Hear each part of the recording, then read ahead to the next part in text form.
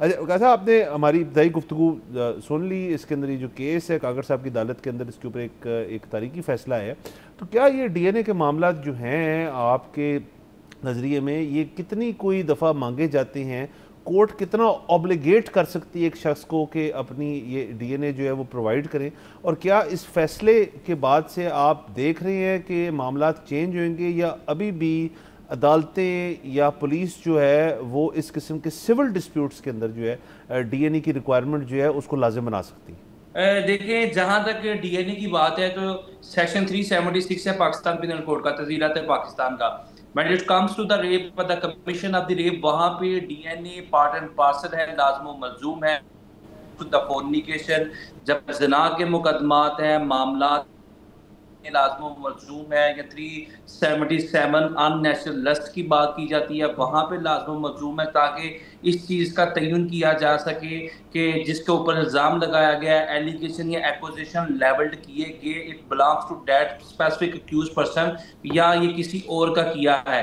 तो I think कि उन केसेस के अंदर तो ये लाजमो मलजूम है। जो फौजदारी मामला हैं, क्रिमिनल केसेस हैं, when it comes to the civil cases, when it comes to the family cases, वहां पे हम वंस इन ब्लू मून या फ्यू और फॉर बिटवीन इस तरह की प्रैक्टिसेस देखते हैं कि अदालत जो है वो डीएनए करवाने का हुक्म दे। आई थिंक ये बड़ा ही एक रिडिकुलस फैसला था। नीचे इस तरह की चीजें होनी नहीं चाहिए।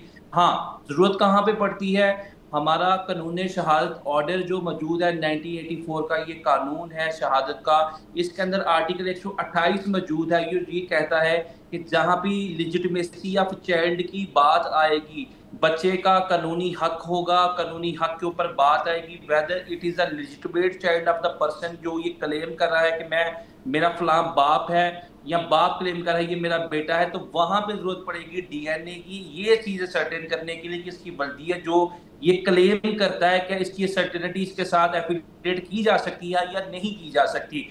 इसके अलावा कहीं पे भी कानून के अंदर डीएनए करवाना लाजमो मलजूम नहीं है, इनकम्बेंट नहीं है, ऑब्लिगेटरी या मैंडेटरी नहीं है। दूसरी चीज ये, जहां तक इस फैसले का ताल्लुक है, इस फैसले के अंदर कैटेगोरिकली ये चीज क्रिस्टल क्लियर कर दी गई कि आर्टिकल 9 और 14 का हवाला दिया गया। आर्टिकल 9 क्या है, एक शख्स को सिक्योरिटी ऑफ लाइफ और लिबर्टी ऑफ लाइफ देता है।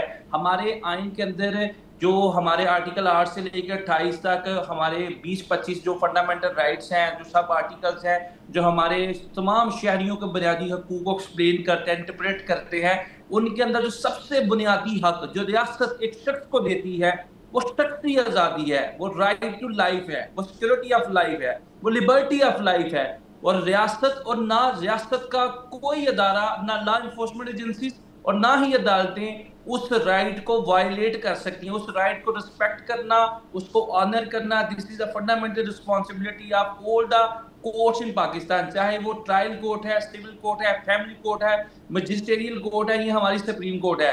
और जहां तक सुप्रीम कोर्ट की आपने बात की अपने इंट्रो के अंदर, इब्तदाई के अंदर, कि सुप्रीम कोर्ट का ये काम है या नहीं कि आइन की इंटरप्रिटेशन करे, ऐसे मामला में बिल्कुल जहां पे आइन की इंटरप्रिटेशन करने की जरूरत है, या हमारे जो फैमिली लॉज हैं, हमारे जो विरासत के कवानीन हैं, उनका आइन के साथ कुछ भी ताल्लुक होगा, एसोसिएशन होगी, वहां पे आइन की इंटरप्रिटेशन करना, it would be obligatory and primary responsibility of the supreme court of Pakistan, क्योंकि आइन का तहफ़्फ़ुज़ करना भी सुप्रीम कोर्ट ऑफ पाकिस्तान की बुनियादी जिम्मेदारी है। दूसरी एक इंपॉर्टेंट चीज इसके अंदर ये थी, आर्टिकल 14 की बात की गई। आर्टिकल 14 ये कहता है कि पाकिस्तान में रहने वाले तमाम शहरियों की जो निजी जिंदगी है, उनका जो वकार है, उनका जो तसव्वुस है, उनका जो तकद्दुस है, उनकी जो तकरीम है, उसको किसी तरीके से मजरू नहीं किया जाएगा। अब let's say for the sake of argument हर एक शख्स का डीएनए करवाएं, एक शख्स जो है वो वफात पा जाता है, मतवफ़ी की बेटियां हैं, बेटे हैं, बेवा है, वालदैन है, और विरसे में जो चीजें छोड़ी हैं, चाहे वो 10-15-20 लाख की, जब उसकी सक्सेशन की बारी आएगी, जब उसकी इनहेरिटेंस की, ट्रांसफर की या म्यूटेशन की बारी आएगी, अगर इस तरह के मामला तो होंगे, डीएनए रिपोर्ट्स की तरफ हॉस्पिटल से रिज्यू करना पड़ेगा, फिर सरकारी हॉस्पिटल में जाएंगे, वहां पे जाके लाइनों में, कितारों में लगेंगे। तो ये हमारा तमाम का तमाम लीगल प्रोसेस जो है पहले से बहुत ज्यादा डिलेइंग टैक्टिक्स का शिकार है, बहुत ज्यादा हैक्सिस का शिकार है, वो विशिएट और वाइड एबिनिशो होता हुआ नजर आएगा। तो आई थिंक सो कि इस तरह की चीजें अगर हमारे ट्रायल कोर्ट से ये लीगल एरर सामने आते हैं तो इसको रेगुलेट करना, इसको दुरुस्त करना हमारी सुप्रीम कोर्ट की बुनियादी जिम्मेदारी है। And they have absolutely put the nail on the head कि ये चीज वंस फॉर ऑल डिसाइड कर दी गई कि कोई पाकिस्तान के अंदर फैमिली कोर्ट, कोई विरासती दावा, किसी किस्म की सक्सेसिव सर्टिफिकेट के अंदर डीएनए टेस्ट कोई कोर्ट रिक्वायर ना करे। So this is going to be a milestone judgment so far as the inheritance of person is concerned. Subscribe करें और बेल दबाएं ताकि कोई खबर रह न जाए।